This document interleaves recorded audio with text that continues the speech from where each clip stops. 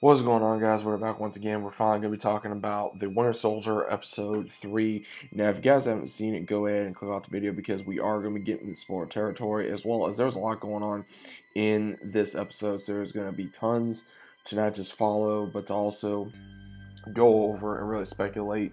But we do have where in the beginning we see the brand new Captain America. He's going through Germany trying to find the little rebellion that's going through Middle East from Europe. Can't find nobody. So we do see where they're basically saying that their best leads will probably have to be to follow Sam and Bucky. Sam and Bucky go to a prison in Germany trying to basically go talk to Zemo, the one that basically, I did not really remember Zemo till it got brought up that he was the one that killed T'Chaka's father, as well as also uh, he was very incredibly obsessed with Hydra.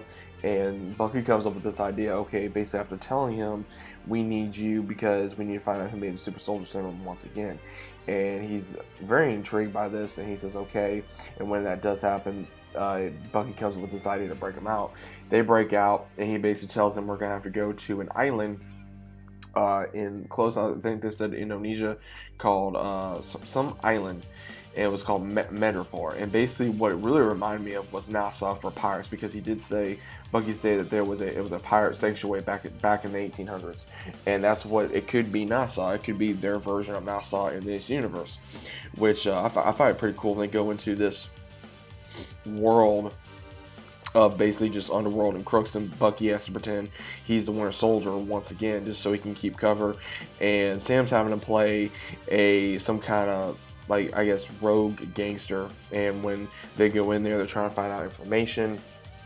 And when they do, they come across one called Shelby, who knows more information about a scientist who the Shadow Broker used to create the Super Soldier Serum.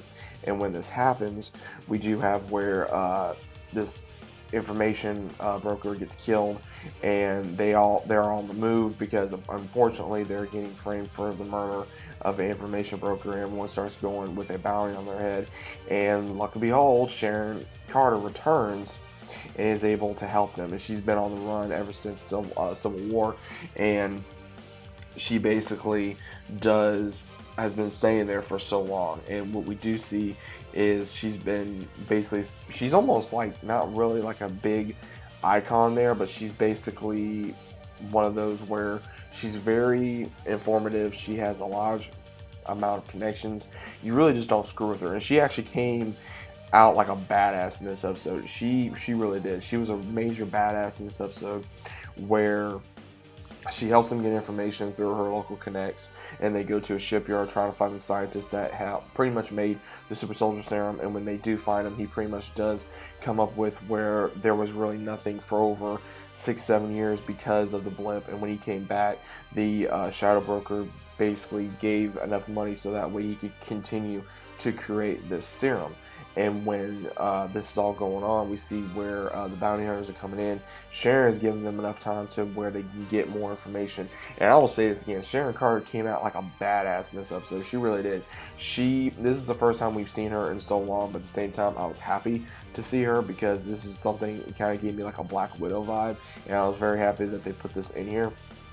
And the entirety of this episode really made it feel like you were watching a movie. It didn't really make you feel like you were watching a show. It made you feel like you were watching a movie, and I'm very happy that they're doing this. And now that we're seeing where things go haywire, where someone blows up the lab, and they find out that there was 20 serums made from this scientist, and the scientist does get killed by Zemo, and Zemo comes after he gets out and escapes. It almost looks like he's about ready to turn on the guys, where we know sooner or later he's going to. We all know Zemo's probably going to betray them at some point, so that way he can have the upper hand at some given time. And we also see where they start fighting everybody. Zemo actually puts on the mask and starts fighting everybody as well, and starts trying to help. And then as soon as that happens, we do see where Zemo basically grabs him a car. And there is a few interesting things that happens in this episode. It's pretty funny, which I'll get into later on in the video. But we do see where they do escape, and Sharon's saying, I can't leave due to, if I step back in the States, I'm dead. And basically, earlier in the episode, we do see where Sam makes her a deal saying, okay, look, if you help us, then I'll make sure I'll put in a good word to make sure your name is cleared. And she basically does leave, but she doesn't really believe Sam. And then as soon as that happens, we see where we go back to the new Captain America, finding out that everyone has basically been that Zemo broke out of jail. And they're like, okay, did Sam and Bucky help out? And they're like, well, we're gonna go ahead and find out. And he basically informs that it doesn't matter if they did or didn't. We're gonna find out and we're gonna catch them. And then we go to the one Carly and her little rebel friends that unfortunately she loses, I guess, her mother or her aunt or someone very close to her, and she basically starts talking to a friend of hers that they basically did this because they were left out in the streets when they came back from the blip, and they were treated like dirt and they were treated like crap from everybody, from basically they didn't care. So they're basically trying to create a world where everyone is equal and give food to kids in encampments and also try to be a symbol for hope.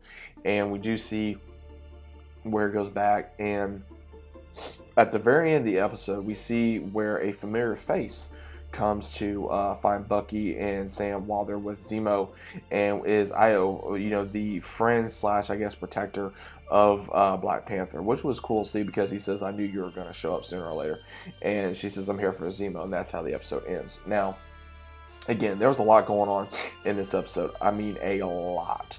There was so much going on where you literally had to pay attention closely, otherwise you were going to miss something. Because again, if you have not seen Civil War or Winter Soldier or anything like that within the past, I would say maybe a few days, if you guys want to go, I may just rewatch it so that way I can refresh my memory because it's been so long since I watched them.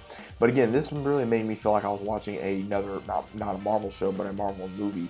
And I really enjoyed myself. There was a lot of throwback to like Civil War and Winter Soldier in this episode, especially where they get into the car.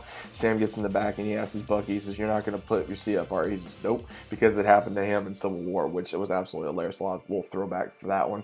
And then, of course, where Sam and Bucky are having to dress apart. Sam's having to go as his character, like I said, as well as also Bucky's going to have to like reclaim like he's the Winter Soldier. And especially where Sam's like, well, I feel like a pimp. And you see where Zemo says he's, well, you're just your typical African American look. He says for Americans, he says, but here you actually dress like you're someone.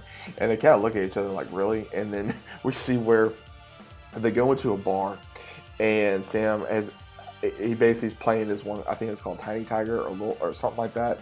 And the bartender grabs a snake and he has to cut it open.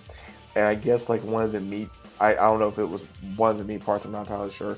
Puts it in a glass, I guess, for a liquor, and he says, here's your, and then he kind of just looks at him, and he literally having to choke it down, and Sam's like literally doing everything he can not to choke, and it's hilarious.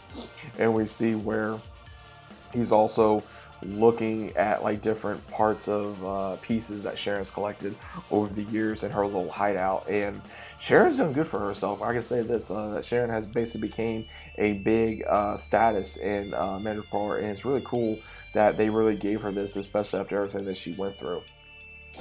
And I will say, everyone's been going to be making about this. When we see Zemo dancing in the nightclub, which was pretty interesting, it kind of reminded me of that like cringe scene we got from Spider-Man 3, which I know a lot of people are already, making similes to.